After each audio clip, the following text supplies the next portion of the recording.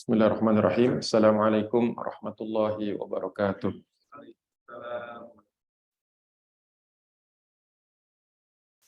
Innal hamdalillah nahmaduhu wa nasta'inuhu wa nastahdi wa natubu ilaih wa na'udzu billahi min syururi anfusina wa sayyiati a'malina man yahdihillahu fala mudilla lahu wa man yudlilhu fala hadiyalah.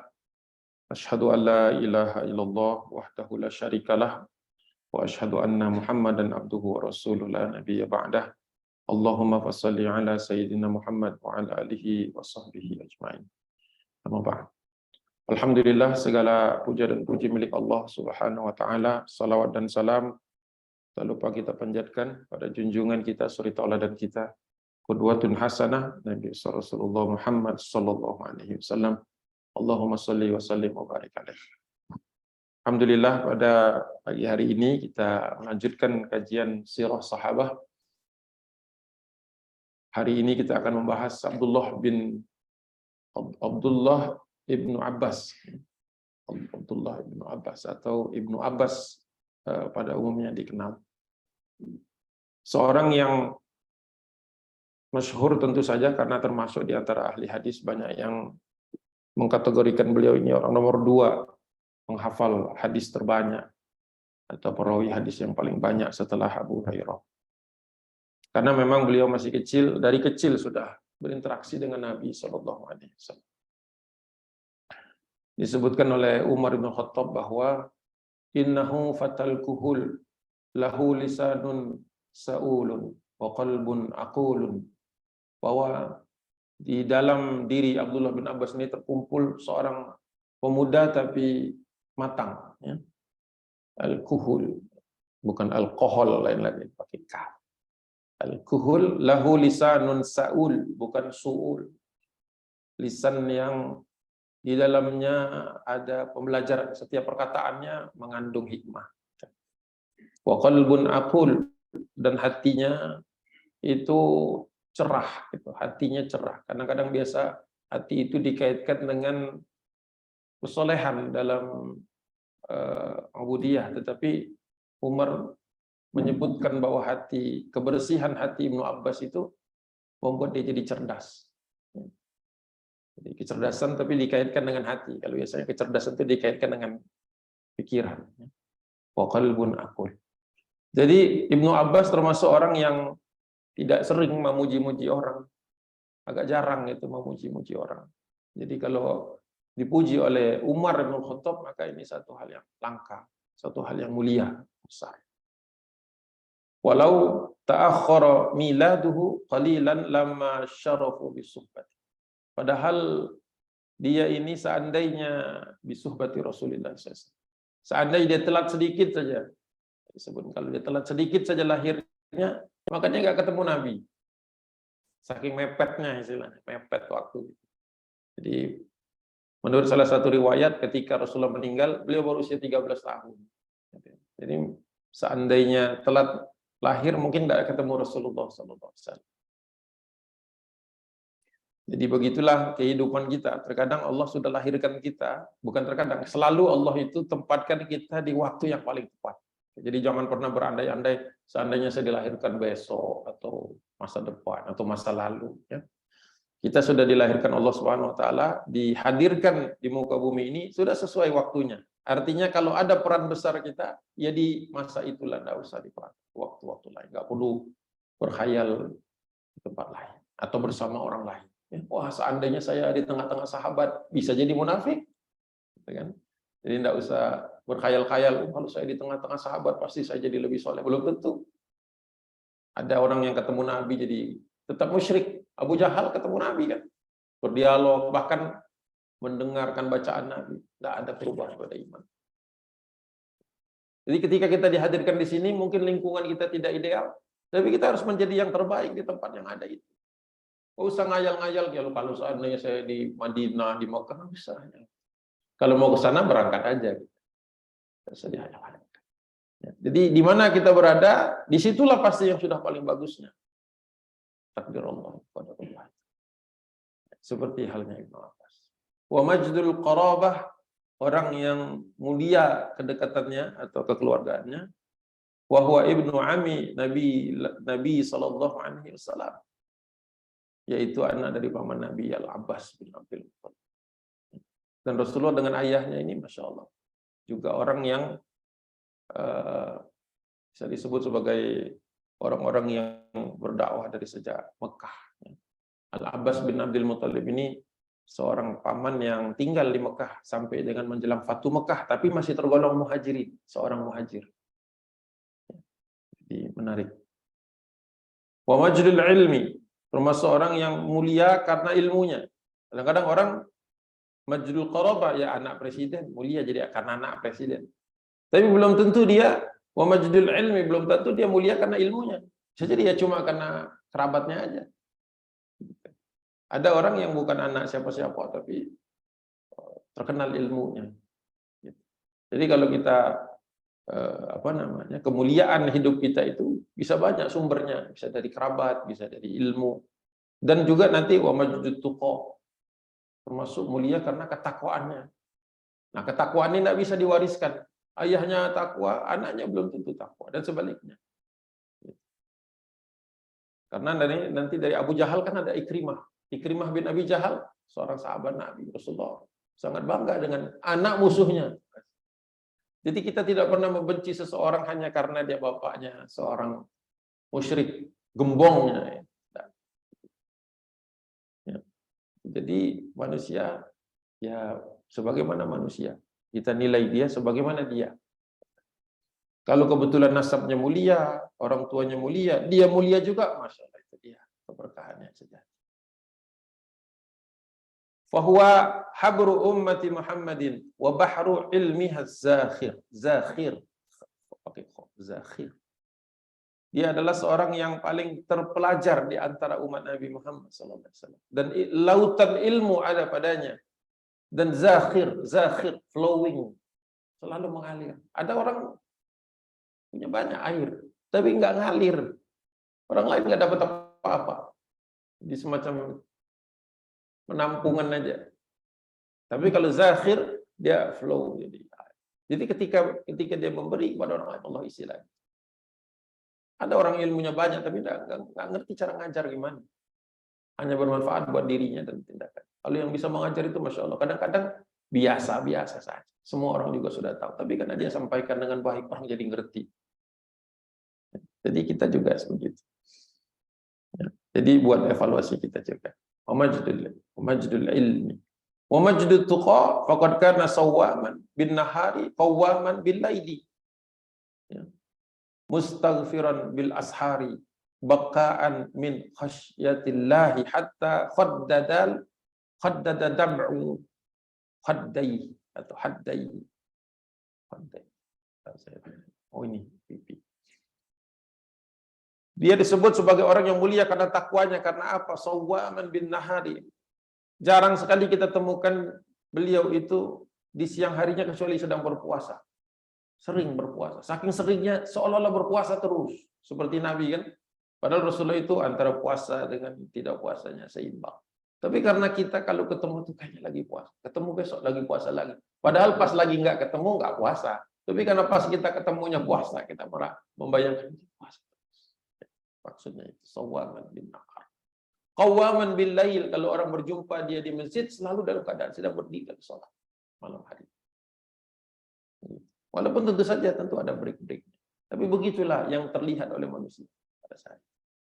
Mustaghfiran bil ashari.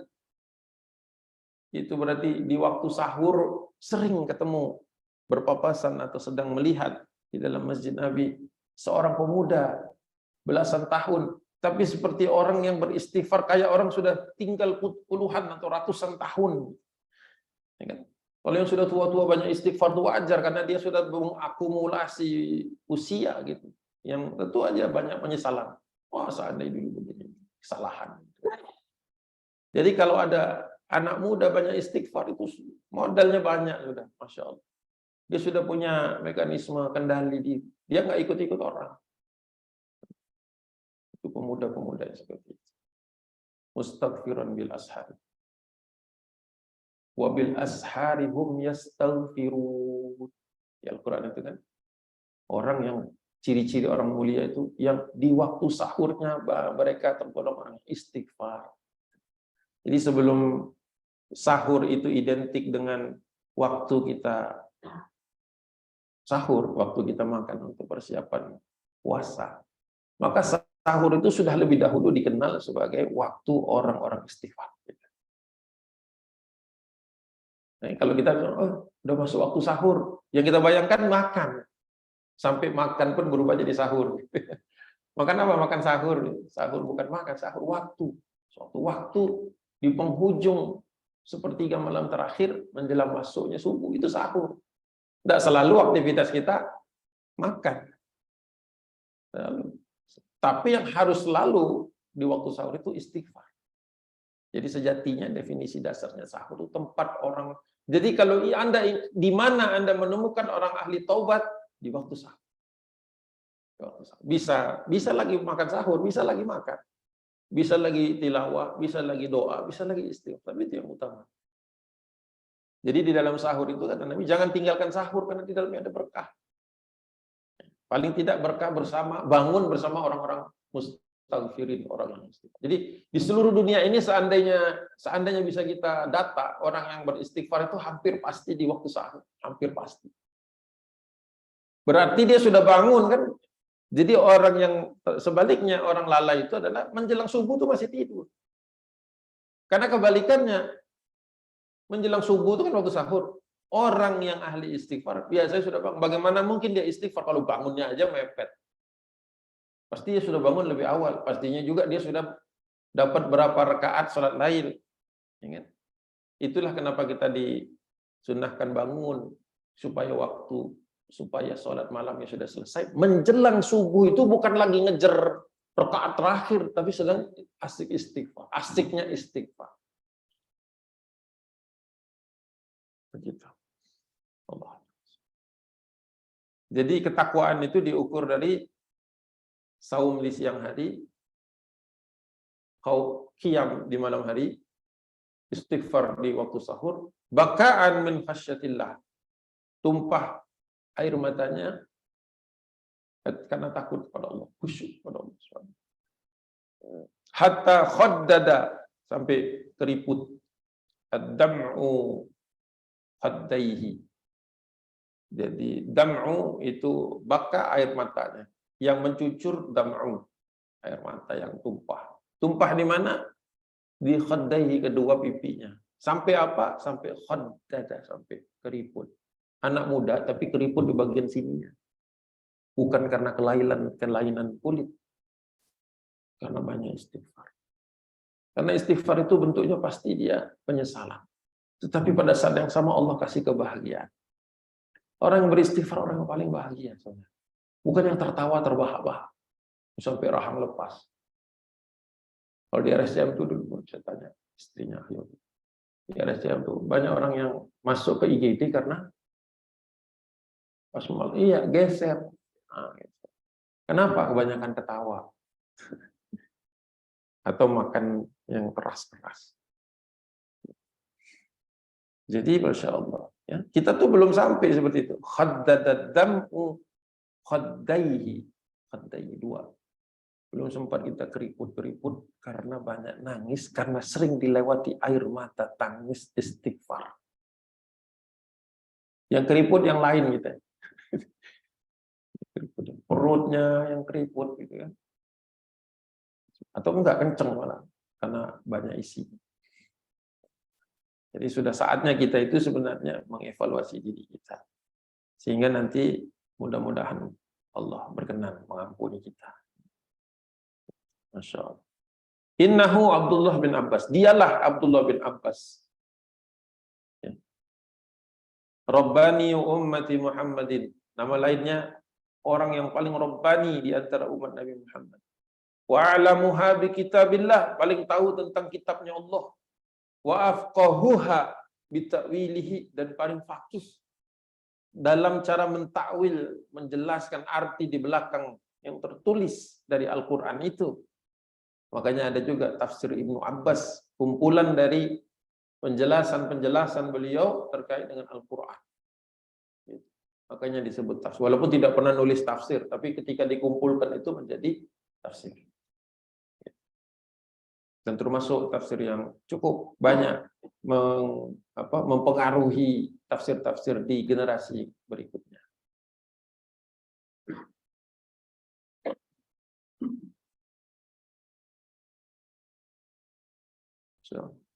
Wulida Ibnu Abbasin qabla al-hijrati bi 3 sanawat. Bahwa Ibnu Abbas itu lahir ya bi 3 sanawat ya 3 tahun sebelum hijrah. Jadi tahun keberapa? Tahun ke-10 kenabian. Jadi Rasulullah sudah jadi nabi 10 tahun, Ibnu Abbas baru lahir. Dia usia 3 tahun, Rasulullah hijrah. Nah, gitu maksudnya. Walamma tuwfiya Rasulullah sallallahu alaihi wasallam kana 13 sanatan faqat. Ketika Nabi meninggal dunia, tutup mata, beliau itu baru 13 tahun usianya, baru 13 tahun saja. Masya Allah. Akan tetapi dalam waktu yang pendek itu kan mengumpulkan hadis itu ya ketika Rasulullah masih hidup. Jadi ini tangan pertama, bukan tangan kedua, bukan perawi dari perawi gitu. Bukan orang yang mengambil dari Ibnu Abbas. Kalau Bukhari banyak hadisnya karena sudah berlalu waktu dan dia bisa ngambil dari semua perawi. Nah, kalau Ibnu Abbas yang ngambilnya ketika Rasulullah masih hidup itu. Nah, dalam waktu kurang lebih 13 tahun, tapi tidak seluruh tidak mungkin kan baru lahir langsung. Enggak mungkin kan, pasti ada waktu katakanlah 5 tahun, 6 tahun baru mulai menempel Nabi. Ada yang mengatakan sekitar 6 tahun. Berarti dari 13 kurang 6. Jadi cuma 7 tahun bersama Nabi. Wa ma'adzalika faqad hafidha lil muslimina an nabihim 1660. Dalam waktu katakanlah kita perkirakan 7 tahun dari 13 itu yang betul-betul dia didedikasikan bersama Nabi SAW, bukan main bareng, tapi betul-betul mengambil ilmunya, meng-copy paste semua yang memang dibolehkan dari Nabi SAW, terkumpul bagi Nabi, bagi umat kaum muslimin ini ya 1000 ya wasittumi'ah 666. Jadi 1660 hadisan. Athbatahal Bukhari wa Muslimun fi sahihihima. Jadi di dalam terkumpul di dalam kedua sahihain ya, Bukhari Muslim, atau kadang-kadang disebut hadis Ibnu Abbas ini lebih sering muttafaqun alaih, muttafaqun. Jadi ada di Bukhari, ada di Muslim, ada di Bukhari, ada di Muslim. 1660. Nah, itulah introduction-nya siapa Abdullah bin Abbas bagi yang belum kenal, kenalan dulu.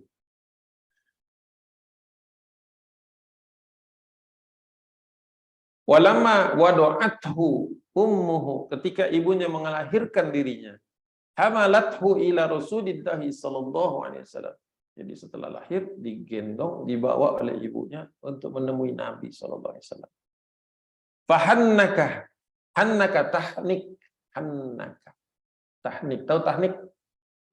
Kalau ada bayi baru lahir, ayahnya itu disunahkan mentahniknya, yaitu pertama cuci mulut dulu, gosok gigi yang bersih, kumur-kumur, tapi jangan pakai Listerine, maksudnya jangan pakai obat-obatan, pokoknya bersih secara alamiah, air aja. Selesai, ambil kurma yang paling baik, dikunyah-kunyah sampai halus, ya, sampai halus. Ya pasti tercampur dengan air liur kita. Jadi pastikan ayahnya lagi sehat. Itu kalau sekarang modern sekarang, pastikan ayahnya lagi sehat. Jadi menjelang kelahiran anak itu, sang ayah harus jaga kesehatan, jangan sampai lagi demam, lagi sakit macam-macam. Jadi kalau ditanya kenapa laki-laki perlu sehat, banyak urusan yang membutuhkan kesehatannya, bukan hanya nyari nafkah. Nah, terus setelah kurma itu dikunyah di dalam mulut, tercampur dengan salib, dengan ininya, dengan air liur, keluarkan sedikit saja. Tangan juga harus bersih, kuku beres semua, bersih. Higienis nomor 1 lah kita. Terus dimasukkan, diusapkan di bagian rongga mulut anak paling atas, sedikit aja. Jadi makanan pertama sebelum ASI. Ada yang mengatakan setelah ASI. Nah, itu efeknya pertama ya sunnah Nabi SAW. Yang kedua, anak itu nanti lebih mudah mencerna makanan-makanan yang datang, terutama ASI ibu. Terutama ASI ibu. Jadi fahannakahu bukan nikah nih. Fahannakahu tahnik. Ya. Jadi tahnik itu di salah satu kamusnya itu bahasa Inggris, to put crush date into a baby's first taste or tongue. Jadi memberikan makanan bayi itu dari kurma yang sudah dihaluskan masuk sebagai makanan pertama bagi bayi itu sebelum dia kemudian lahap minum ASI sang ibu. Fakana awwala ma dakhala jaufahu, inilah yang pertama kali masuk ke dalam rongga makanannya, riqun nabil mubarakut tahir. Itu apa? Bercampur dengan air liurnya Nabi SAW yang berkah lagi suci. Wa dakhalat ma'ahu taqwa wal hikmah. Sehingga masuk pula dan berpengaruh terhadap nanti ketakwaan dan hikmahnya dia. Masya Allah. Di dalam surah Al-Baqarah ayat 269 Allah Subhanahu wa taala berfirman, "Wa man yu'tal hikmata faqad utiya khairan katsira." Siapa yang Allah berikan hikmah, turunkan hikmah kepadanya, berikan dia, karuniai dengan hikmah, maka sungguh dia sudah diberikan khairan katsira, kebaikan yang banyak, hikmah.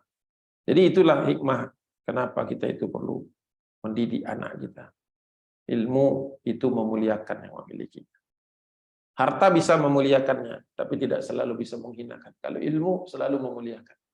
Makanya Umar bin Khattab ketika ditanya, kenapa dia lebih suka dengan ilmu daripada harta?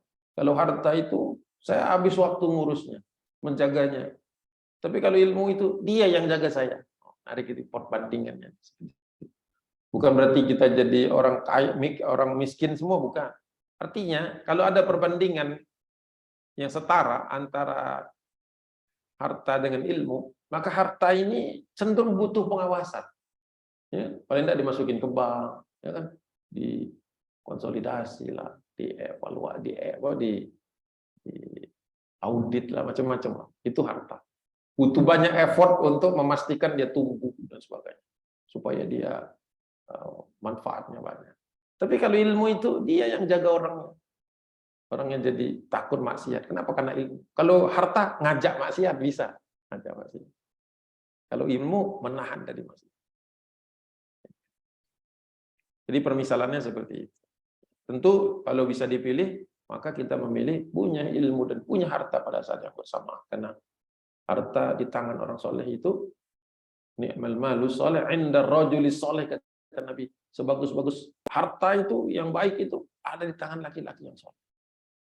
Jadi orang laki-laki soleh itu harus sekaligus juga ahli ilmu dan juga ahli dunia, juga punya harta. Karena Masya Allah kalau orang baik itu kan hartanya selalu pada jalan yang tepat, menjadi nikmat bagi dirinya dan sekaligus juga bagi orang lain.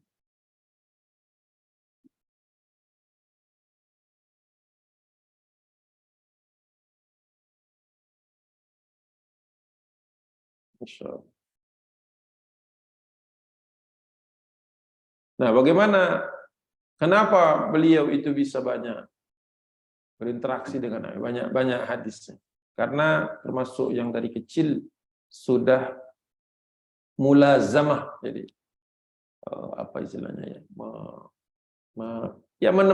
menemani sehingga menimba dalam jumlah yang banyak, ya, lebih daripada orang biasa.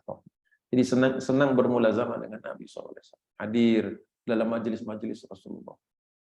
Jadi kehadirannya itu di atas rata-rata, bahkan mungkin nyaris sempurna, jarang dia absen. Karena masih kecil juga, 13 tahun, berarti Ibnu Abbas tidak pernah ikut perang bersama Nabi SAW. Pernah waktu itu dia mau ikut, tapi usianya masih belum cukup. Minimum untuk ikut perang bersama Nabi itu 15 tahun. Yang 14, 13 itu kadang-kadang datangin Nabi bawa pedangnya masih diseret saking berat, belum bisa diangkat. Tapi semangatnya yang dinilai Nabi. doain Nabi tahun depan. Nah, Rasulullah tidak tahu kapan meninggalnya kan, tapi ya, belum, sebentar lagi. 15 tahun. Nah, tapi karena dia tidak bisa ikut perang, maka dia memanfaatkan waktu ketika Rasulullah ada di Madinah. Karena Rasulullah kalau lagi ekspedisi ya di luar kota. Nah, pas lagi di rumah, maksudnya lagi di Madinah, tidak perang, tidak keluar, tidak lagi dagang dan sebagainya, maka dia manfaatkan waktu itu. Fakana yu'iddu lahu ma'a wudu'ihi idza hamma an yatawadda. Jadi selalu siap dengan kirbah wudu, kantong kulit yang isinya air untuk wudu. Jadi salah satu amalan mulazamahnya adalah nyiapin air. Jadi kalau sekarang tuh di keran gitu. Kalau di sana diambil dari sumur mata air, tutup, gantungin. Kemana Rasulullah berangkat? Rasulullah perlu wudu. Jadi kayak keran berjalan. Keran berjalan. Siapin. Jadi setiap kali Rasulullah mau wudu, habis lari dia istilah. Begitu saja sebenarnya kalau dipikir-pikir sederhana sekali. Sederhana sekali. Maka jangan kaget kalau di lingkungan pesantren, pondok itu ya, para santri itu begitu khidmatnya kepada kiai. Kalau yang santriwati kepada nyai itu begitu. Ada ininya, ada contohnya. Ya, kadang yang nyiapin sendal tuh, sepatu kiai itu rebutan itu. Tapi kalau sudah dia megang satu yang lain mundur taruh. Kayunya lewat orang. Itu bukan pemputusan sebenarnya. Ada ininya, ada dasar. Memuliakan ilmu. Jadi ketika Allah memilih seseorang untuk memiliki ilmu, Allah tanamkan di dirinya, maka orang itu jadi mulia. Jadi memang orang kalau punya ilmu cenderung tawadhu, tapi ilmunya mendorong dia untuk dimuliakan manusia. Jadi kenapa orang kalau ada yang ahli ilmu itu dimuliakan manusia padahal dia nggak mau sebenarnya. Nggak terlalu obsesif dengan itu. Tapi ilmu itu memang punya sifat memuliakan orang. Tadi seperti di perkutaan. Jadi ya kalau ada orang berilmu kemudian tenar tanpa berusaha tenar ya, itu sudah wajar. Dan dikenal oleh orang-orang ahli khair, orang-orang yang senang dengan kebaikan, wajar. Karena ilmu itu punya sifat memuliakan manusia, ilmu Allah, ilmu yang kebaikan. Ketika salat, wa yusalli khalfahu idza waqafa lis-shalah. Kalau Rasulullah sudah siap mau salat, berusaha untuk berada di belakang Nabi selesai.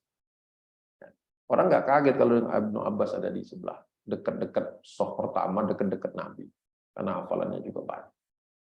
Jadi bukan sekedar ngeramein, tapi memang orang itu acknowledge ya, apa istilahnya, mengakui bahwa dia pantas di saf pertama dekat-dekat Rasulullah. Masya Allah. Wa yakunu radifahu idza azama 'ala safar, dan selalu memvolunteerkan dirinya, minta dirinya untuk menjadi pendamping Rasulullah dalam perjalanan, bahkan minta radif itu dalam satu tunggangan. Karena masih kecil diangkat aja sama Nabi, duduk di belakang. Abbas, Ibnu Abbas, wahai Abdullah, ya. Jadi Rasulullah kadang-kadang jadi ada hadis yang ketika aku bersama Nabi, ketika aku sedang di belakang Nabi, itu benar-benaran fisik. Benar-benar secara fisik lagi. Saya sedang naik unta bersama Nabi, tiba-tiba Rasulullah mengatakan begini-begini. Itu kan hadis eksklusif, nggak ada orang lain yang tahu. Makanya kalau Rasulullah sudah pulang, Ibnu Abbas pulang, orang mengerubuni Ibnu Abbas juga. Rasulullah pergi kemana? Ibnu Abbas, kemarin kau begini-begini, ada apa? Di sumber ilmu. Hatta ghadalahu kadzillihi yasiru ma'ahu an-nasara. Sampai-sampai orang itu sampai-sampai ilmu itu mengalir layaknya dia itu bayangan Nabi, karena tidak pernah jauh dari Nabi SAW. Kalau bayangan kan nempel, kalau ini kayak kadzilli, ya, seperti bayangannya, seperti itu. Ya kalau bayangan itu ya nempel kemana-mana. Jadi merekam peristiwa demi peristiwa demi peristiwa, mulia sekali. Bisa jadi ada orang lain yang mungkin sering ketemu Nabi, tapi tidak seperti Abdullah bin Abbas. Jadi ini memang ada bab niat pastinya. Kan santri di dalam satu pondok itu kan ribuan. Tapi yang kemudian mewarisi ilmu kiainya mungkin cuma 1-2. Yang benar-benar mulazamah, yang lain mungkin begitu ditutup langsung pulang. Tapi yang itu nunggu sampai selesai kiainya, minum. Gitu.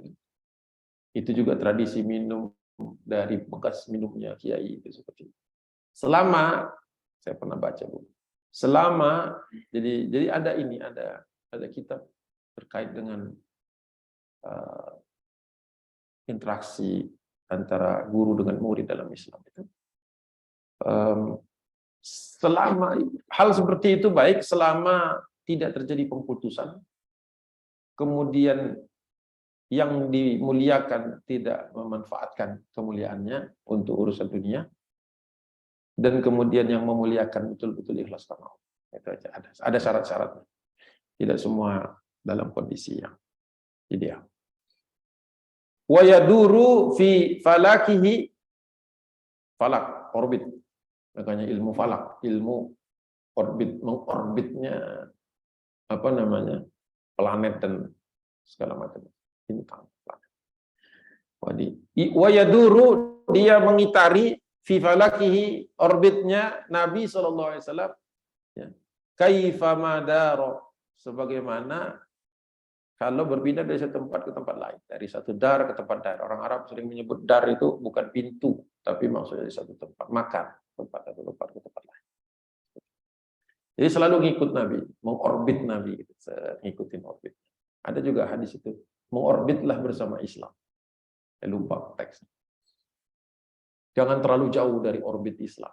Jadi kalau Islam itu muter di sini, kalian jangan jauh-jauh. Muter aja di sini. Muternya aja udah bagus. Muter aja bersama Islam. Lalu kalau yang lebih spesifik itu, man lam yahtam bi amril muslimin, kata Nabi, falaisa minhu. Kebalikannya, barang siapa yang tidak peduli, tidak ngorbit bersama permasalahan kaum muslimin, tidak peduli dengan masalah kaum muslimin, falaisa minhu. Itu tergolong bukan kaum. Jadi bisa jadi kita suatu saat tertolak karena apa? Tidak pernah ngurusin umat, tidak pernah peduli dengan urusan umat. Hati-hati.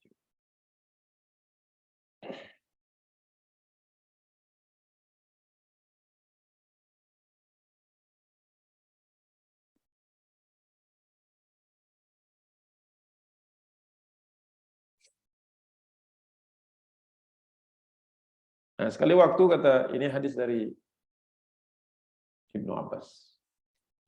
Hamma Rasulullah sallallahu alaihi wasallam dzata marratin, sekali waktu Rasulullah suatu hari bersiap-siap untuk fama asra'a an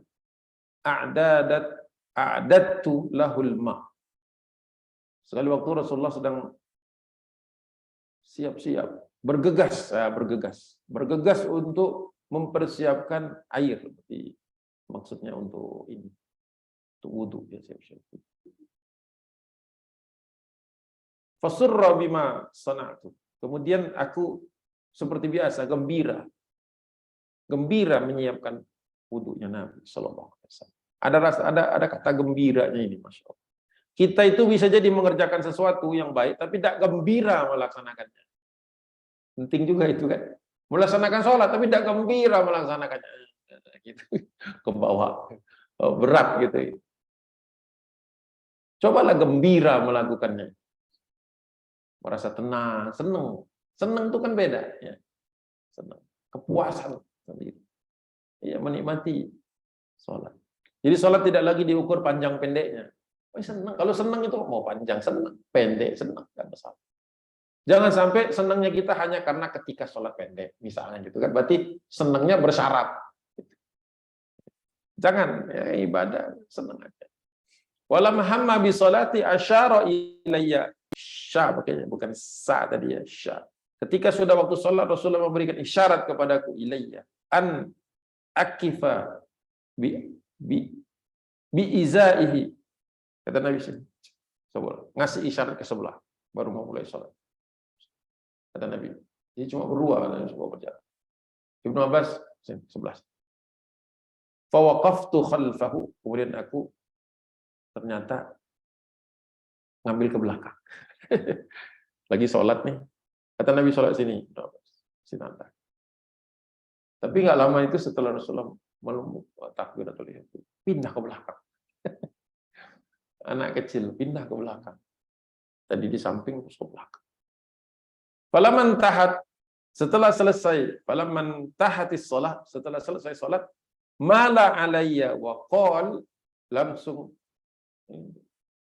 terus berkata, jadi Rasulullah menengok ke belakang. Tadi di sebelah, di sebelah. Salat di sebelah. Tapi setelah salat mulai bergeser ke belakang. Dilihat begitu, ditanya sama Nabi, "Ma mana'aka an takuna bi izai ya Abdullah?" Apa yang membuat, apa yang menahanmu, apa yang menghalangimu meneruskan salat di sebelahku? Apa? Ada yang ini kuis. Apa yang menyebabkan Abdullah bin Abbas nggak mau sholat di sebelah Nabi tapi di belakang? Padahal cuma berdua. Ada yang tahu nggak? Babnya bukan bab fikih, bab akhlak. Yang akhlak. Fakultu, aku berkata, menjawab pertanyaan Nabi, anta ajallu fi aini, engkau wahai Muhammad terlalu mulia di atas, di mata. Ya. Wa azzu min an wazika ya Rasulullah. Farafa'a yadayhi ila sama' wa qala Allahumma atihil hikmah. Wahai Nabi, engkau tuh di mataku terlalu mulia. Wa azzu min an wazika, terlalu mulia. Menurutku engkau tuh terlalu mulia. Terlalu mulia dengan aku berada di samping. Gimana jelasannya? Wahai Rasulullah, engkau itu di mataku terlalu mulia untuk aku berada di sebelahmu. Nah, gitu kalau di Indonesia kan. Di sebelahmu. Ya Rasulullah.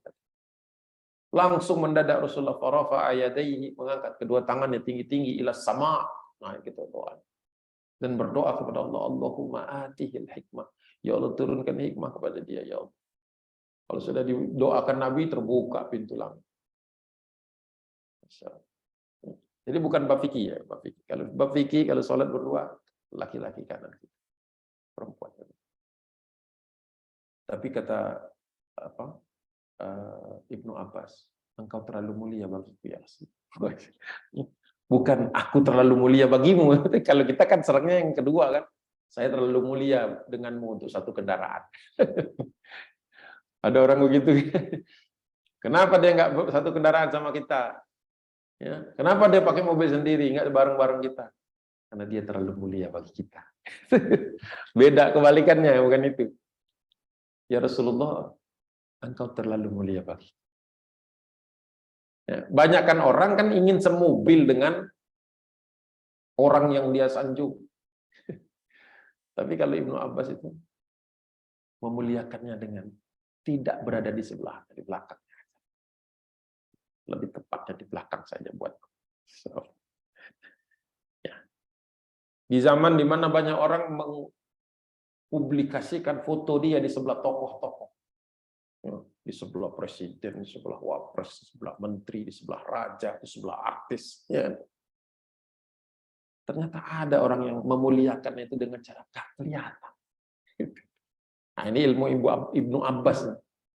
Kalau masih pemula, seneng kan foto di sana. Ada satu tempat itu, ruang tamunya itu berisi semua foto dia dengan para tokoh. Keren banget. Ini tokoh-tokoh Islam, ya, bukan tokoh-tokoh yang kontroversial. Sampai Muhammad Nasir pernah foto bareng Yusuf Al-Qaradawi. Keren-keren saya lihat itu foto-foto. Tapi setelah saya paham, ada juga orang yang nggak ada fotonya. Tapi yang difoto bareng itu tahu ada dia. Kalau misalnya antum foto sama siapa, terus tanya sama orang itu, masih ingat nggak dia waktu foto sama dia? Belum tentu ingat kan? Antum aja yang ingat. Kenapa? Yang foto bareng dia jutaan manusia. Paham nggak? Tanya presiden, seandainya antum ada waktu tanya Pak Jokowi ingat nggak waktu foto bareng saya? Ya nggak ingat lah, orang yang foto sama Pak Jokowi banyak banget. Mana ingat siapa kamu gitu kan? Ada orang yang mungkin tidak punya foto barengnya, tapi dia tahu, oh iya saya kenal. Kenapa? Walaupun dia nggak pernah foto, di belakang aja selalu. Tapi karena setiap kali perlu apa, ini Pak, Ini Pak. Jadi ada orang yang tak butuh foto untuk dikenal tokoh itu. Tapi ada orang yang butuh fotonya. Nah, udah antum mau berada di mana? Tergantung tujuan. Supaya ruang tamunya nggak kosong, bagus juga itu. Banyak foto. Ya kan? Tapi kalau ditanya satu-satu tuh tokoh, nggak ada yang ingat pernah foto sama dia. Tapi ada orang yang nggak punya foto. Tapi kalau ditanya siapa? Siapa? Oh iya saya. Wah, saya kalau ke sana pasti cari dia. Tapi entah kenapa dia nggak mau foto bareng saya. Ya, mungkin jawabannya mirip. Anta ajallu, salah. Oh, pantesan kok nggak masuk halal.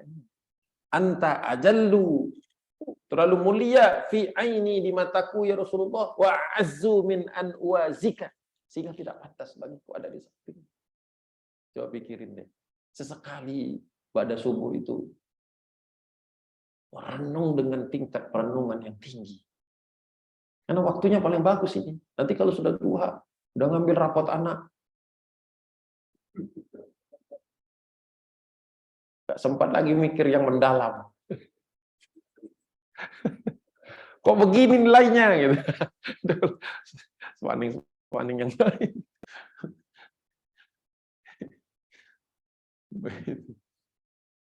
Jadi bisa jadi seorang anak tidak punya foto sama bapaknya, tapi bapaknya tidak pernah lupa sama dia.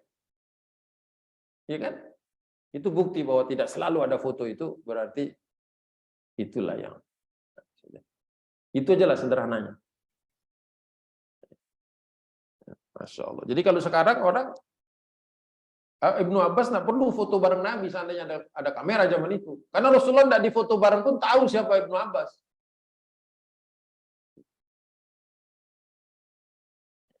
Makanya pas beliau mendapatkan doa Nabi, Allahumma atihil hikmah. Ya Allah turunkan baginya hikmah.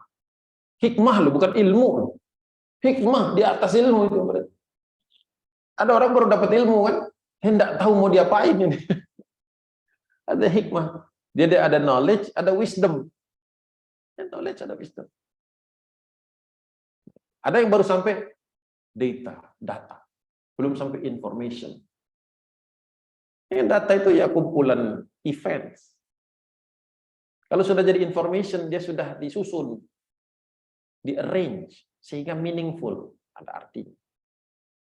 Kitab-kitab fikih kan banyak, tapi tidak semuanya antum mampu untuk menjadikannya dalil. Punya banyak kitab itu belum tentu bisa tadlil, belum tentu bisa nyusun dalil, sehingga keluar fatwa. Bagaimana mungkin orang baru hafal satu hadis terus berfatwa? Gimana mungkin?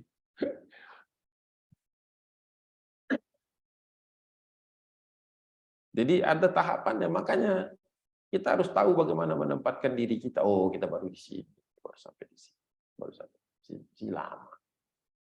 Tidak.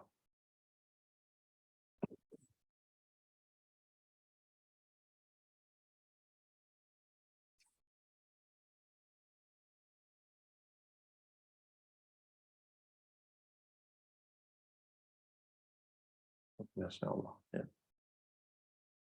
Makanya tidak aneh kalau kemudian setelah Rasulullah wafat, orang menjadikan Ibnu Abbas itu sebagai timbangan. Jadi orang yang ditanyai hal yang pelik-pelik. Biasanya kan kita yang pelik-pelik ini nanyanya kan kepada orang yang sudah berusia paling tidak kan. Karena ya untuk orang yang tidak punya ilmu, usialah yang mematangkan dia. Kalau orang yang punya ilmu, apalagi punya hikmah, nggak perlu tua dia untuk bisa bijaksana. Jadi hati-hati kita. Menilai orang hanya berdasarkan kontinum yang namanya usia. Itu cuma satu saja dari faktor dan vektor kehidupan. Cuma satu aja. Orang yang nggak pernah belajar ilmu Islam, tapi bisa dia bijaksana, karena sering salah. Itulah yang disebut dengan experience. Karena salah diluruskan orang, salah diluruskan. Akhirnya dia tahu banyak, tapi dia tidak tahu proses kenapa itu salah. Disebut salah, yang benar yang ini. Tapi paling tidak dia punya pengalaman. Jadi orang tua pun harus dimuliakan, walaupun dia mungkin kurang ilmunya, tapi karena pengalaman.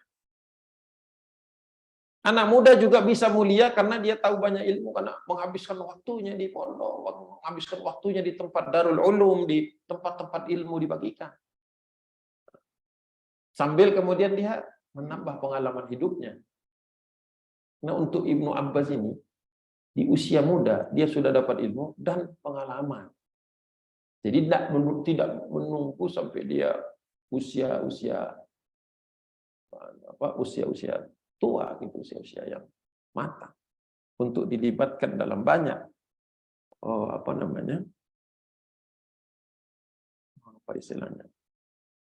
polemik-polemik besar.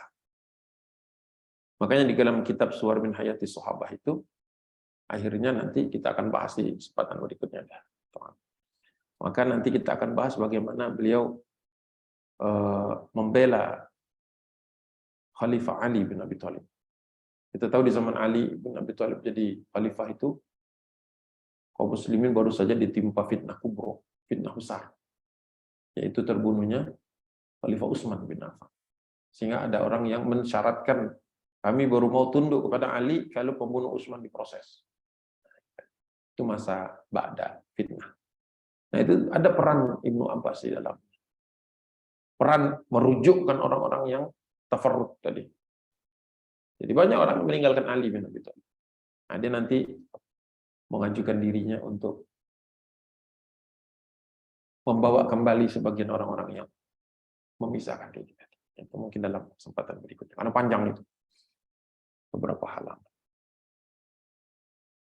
Baiklah, mungkin untuk sementara pagi hari ini kita sampai, paling tidak sudah kita punya tahu, diberi Allah kesempatan berharga untuk mengetahui siapa Abdullah bin Abbas, atau yang sering disebut Ibnu Abbas. Ibnu Abbas. Orang yang mulia, seorang ulama. Bagus juga kalau kita telusuri kehidupannya yang lain setelah sepeninggal Nabi Muhammad SAW. Insyaallah dalam kesempatan berikutnya. Billahi taufiq wal hidayah. Wallahu muwaffiq ila aqwamit thoriq. Assalamualaikum warahmatullahi wabarakatuh. Waalaikumsalam warahmatullahi wabarakatuh. Mungkin ada pertanyaan atau hal yang lain. Assalamualaikum. Waalaikumsalam. Beberapa pertanyaan boleh sekian? Ya, satu-satu. Ya. Yang pertama mengenai tahnik. Ya. Ada mengenai ini atau hal itu kan, kalau anak laki-laki bayi ya, dia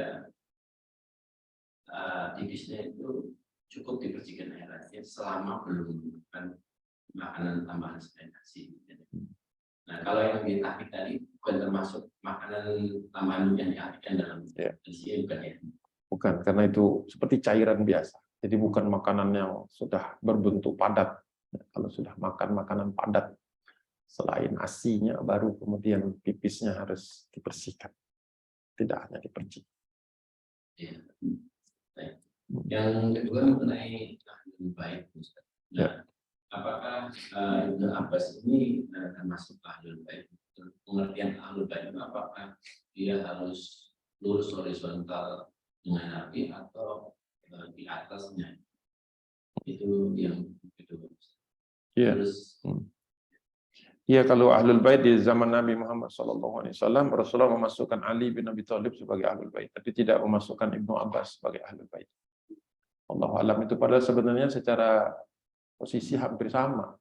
Karena Ali bin Abi Thalib itu anak dari Abu Thalib, sedangkan Abdullah ini anaknya Al-Abbas. Sama-sama paman Nabi kan dua-duanya.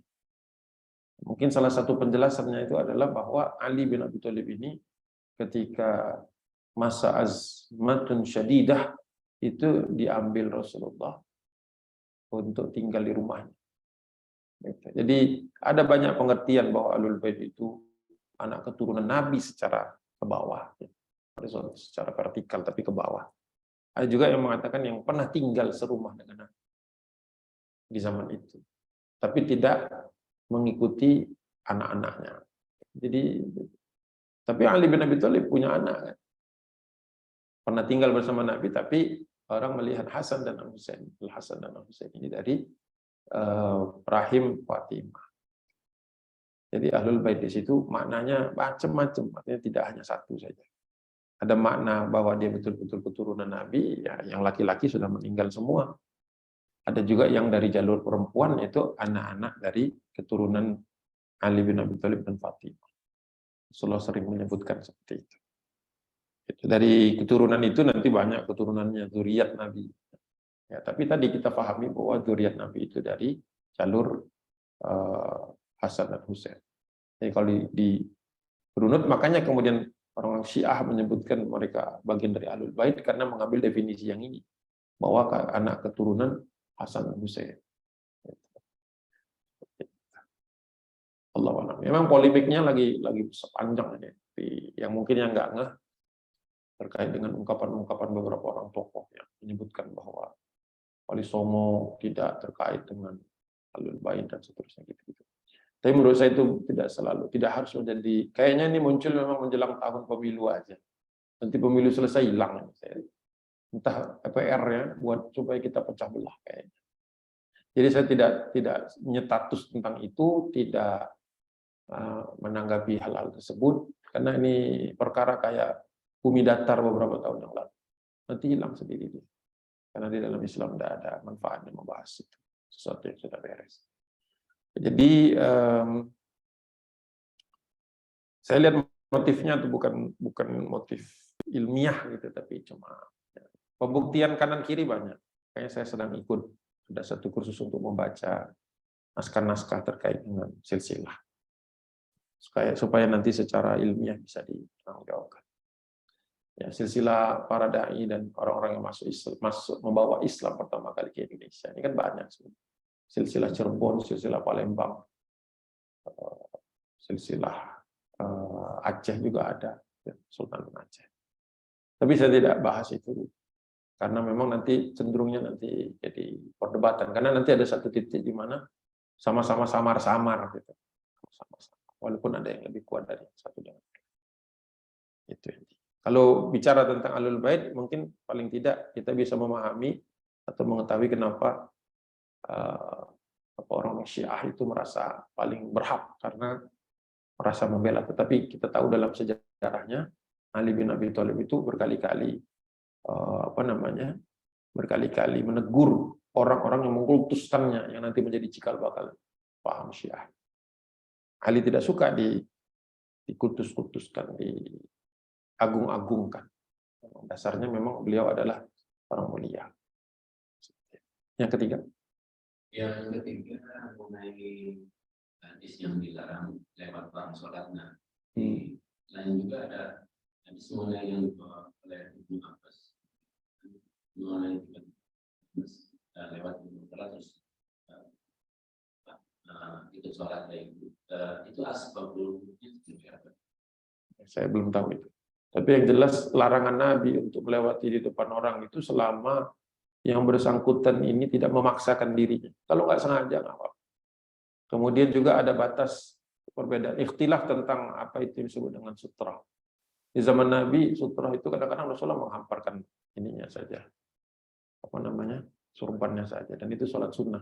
Kalau sholat berjamaah tidak perlu pakai begitu. Maksudnya sholat wajib gitu ya, tidak perlu pakai begitu. Karena semua orang lagi sholat.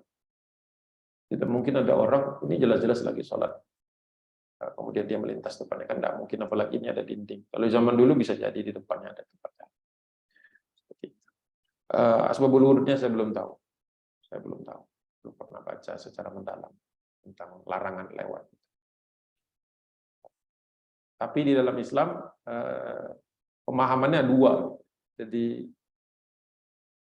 tanda-tanda yang kita letakkan atau tanda-tanda yang memang sudah ma'ruf, sudah biasa, yaitu barisan soft ini.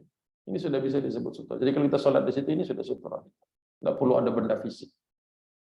Ada dua pandangan tentang. Ada yang harus ada benda fisik supaya sebagai orang kalau mau lewat, dia khawatir. Dia sadar bahwa dia akan melintasi area sholat. Makanya adabnya kalau kita selesai sholat itu mundur, bukan nyamping, mundur.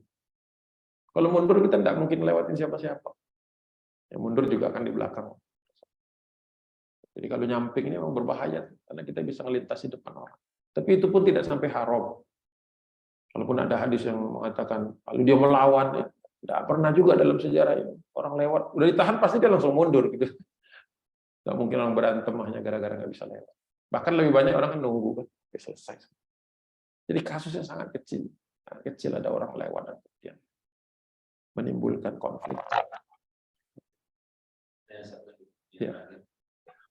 Ada khilafah Abbasiyah itu kan ya. Nah itu apakah dinisbatkan kepada Ibnu Abbas ini karena keturunannya di Khalifah Abbasiyah?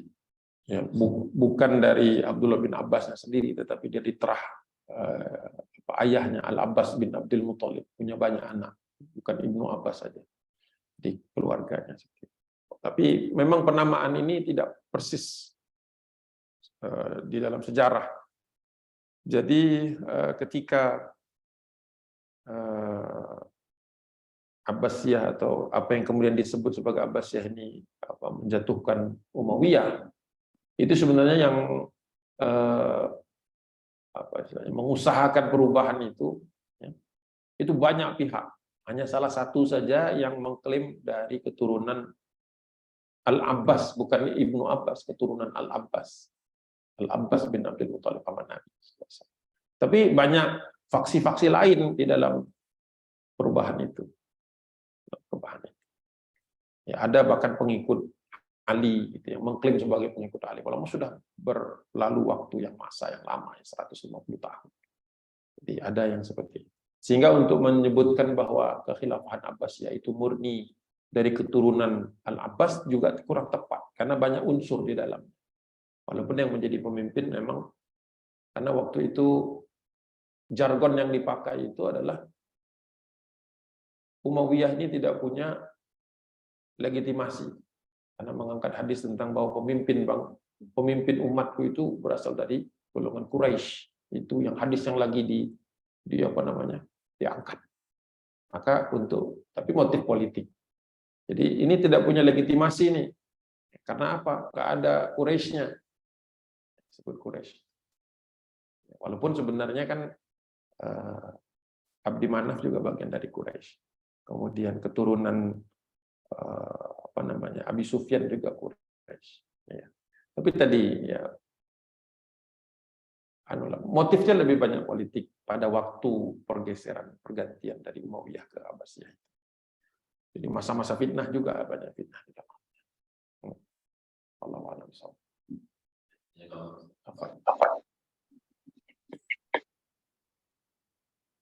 Assalamualaikum Ustaz.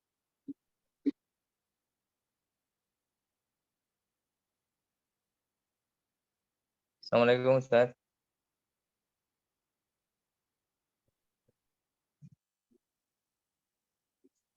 Ya.